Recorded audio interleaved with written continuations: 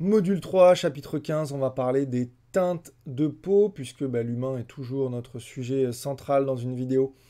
Eh bien, important de savoir bien s'y prendre avec les teintes de peau.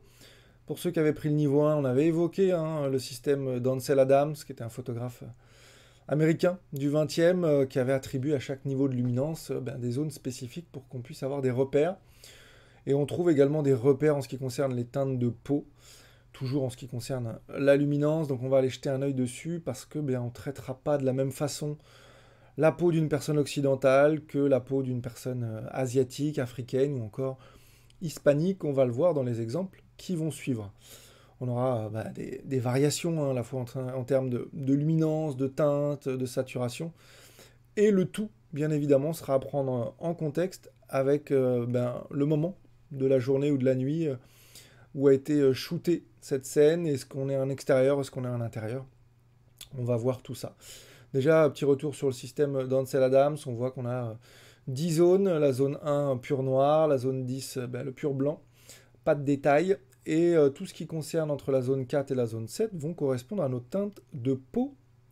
Avec en zone 4 du slightly darker black skin, donc des teintes noires de peau. On a en zone 5 darker tan white skin, voilà, et lighter black skin, donc des teintes de peau un petit peu moins noires. Et puis en zone 6, on a l'average, donc de peau type occidental, on va le voir. Et en zone 7, pale white skin, des peaux très très blanches. Donc voilà, ça c'est un premier repère qui est bien évidemment superposé à nos informations sur la luminance de notre oscilloscope entre 0 et 1023 dans un système classique SDR.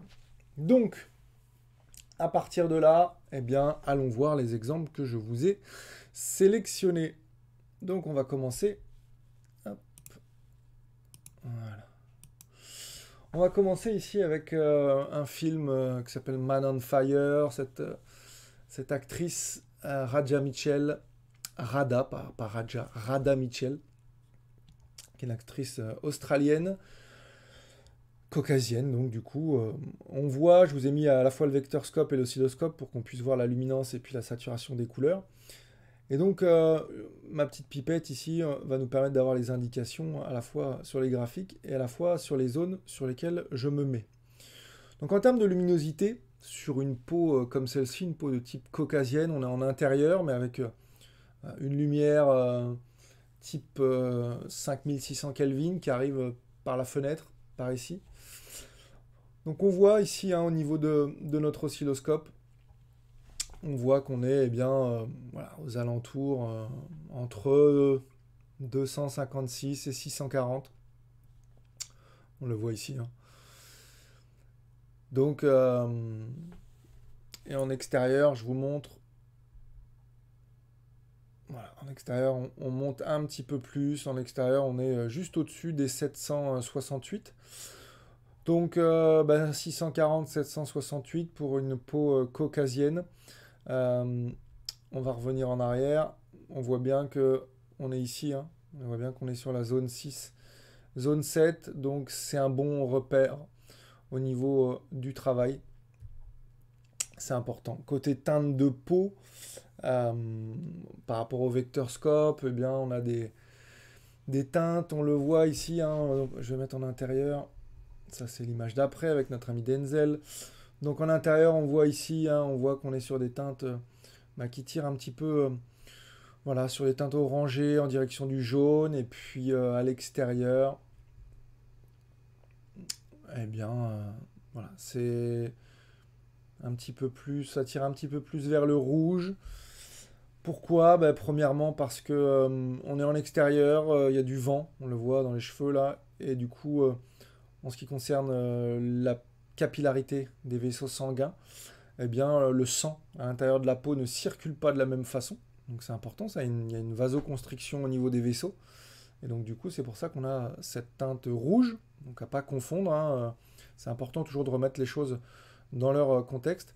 Et puis deuxièmement, en fait, on voit bien que dans nos hautes lumières, au niveau artistique, l'étalonneur a choisi des teintes qui sont cyan dans nos hautes lumières, et donc du coup, il a également un tout petit peu compenser au niveau des teintes de peau pour qu'elles soient un petit peu voilà, plus rouges, puisque c'est la couleur complémentaire du cyan. On va aller voir maintenant notre ami Denzel Washington. Et donc, voilà ce que ça nous donne. Donc Denzel, lui, ben, on voit en intérieur, ici sur les pommettes, on voit qu'on est aux alentours des 512, donc toujours avec une lumière en 5600 Kelvin qui arrive de ce côté-là. Bien évidemment, ici, il y a un négatif fill qui avait été posé, et donc du coup, pour avoir un ratio de contraste dans le visage, on voit que là, ben, on est aux alentours entre 0 et 128. Ce qui nous intéresse, c'est les teintes de peau ici. Donc vous voyez ici, 512, et les parties les plus éclairées, ouais, il y a le rouge qui se distingue un peu, on est juste au-dessus des 512. Et donc si on va revoir ici, donc 512, vous voyez, on est en zone 5. Et donc, voilà, darker tan white skin et également lighter black skin, ce qui correspond très bien, du coup, à cette ambiance pleine journée, même si on est à l'intérieur là, pleine journée sur des peaux type afro-américaine. En extérieur, on voit sur notre oscilloscope ici, c'est un peu plus élevé. On est aux alentours des 640. Donc voilà, un tout petit peu plus élevé en termes de saturation. Eh bien, on voit ici au niveau du vector scope qu'on est sur des teintes qui sont assez parfaites au niveau de la ligne des teintes de peau. Ça tire un petit peu sur voilà, le jaune orangé. Voilà, le rouge que vous voyez ici, c'est la chemise. Donc on tire un peu sur des teintes un petit peu orangées. Et puis en intérieur, ben, vous voyez, on est un petit peu plus saturé en intérieur. Et on est pareil sur des teintes qui tirent un tout petit peu sur le jaune. Donc vous voyez que notre système avec Ansel Adam, eh bien, c'est un bon repère. On va aller un petit peu plus loin et on va aller cette fois voir des peaux type asiatique. En l'occurrence, on est dans le film Parasite. L'actrice, c'est Park Sodam. Je ne sais pas si ça se prononce correctement, mais en tout cas, c'est comme ça que c'était écrit. Les peaux asiatiques sont beaucoup plus pâles que les peaux caucasiennes. Et la lumière, du coup, a un plus grand impact sur ce type de peau. Là, on est en intérieur avec une lumière type 3200 Kelvin. Et on a vraiment une luminosité dans le visage qui est assez faible, hein, on le voit, hein, on est vraiment, vous voyez, juste au-dessus de 384 là, pour la partie qui présente le négatif fill de ce côté-là, et la partie la plus éclairée, c'est pareil, on a du mal à atteindre le 512, donc entre la zone, voilà, c'est vraiment la zone 2 et la zone 5 quoi, sur le Ansel Adam. Donc, et en extérieur, vous voyez ce que ça nous donne. Là, c'est beaucoup plus lumineux. La peau avec la lumière du jour, elle retranscrit quelque chose qui est certes assez plat, on dirait vraiment une petite poupée de porcelaine, mais vous voyez jusqu'où on monte à 768 avec vraiment le gros de la trace qui est entre 640 et 768 quoi. Et en ce qui concerne bien les teintes au niveau du vector scope, donc en intérieur, voilà, on est sur sans surprise des teintes qui vont vers le jaune, pas très saturé en tout cas en intérieur, et en extérieur, là pour le coup on se rapproche, on est beaucoup moins saturé, beaucoup moins jaune. Donc vous voyez la trace ici sur le vector scope. On est quand même sur un étalonnage professionnel, et donc au niveau des teintes de peau, c'est juste parfait, que ce soit... voilà, ça c'est juste après, que ce soit notre actrice ici, Denzel, ou ici, type de peau asiatique. Pour l'instant, tous les étalonneurs professionnels respectent bien les différents types de peau pour travailler. Et puis, on a vu encore un aperçu, parce que je me trompe de touche à chaque fois, c'est de l'autre côté. Et donc, on va aller voir un type de peau hispanique avec Eva Mendes dans un film qui s'appelle The Place Beyond the Pine. Et donc là, on voit La luminosité, là c'est la nuit, hein, et donc c'est intéressant parce que du coup c'est très lumineux. C'est un type de peau qui est très lumineuse. On le voit ici, comment ça réagit avec une lumière en 3200 Kelvin. C'est assez élevé, hein, on est entre 640 et 768.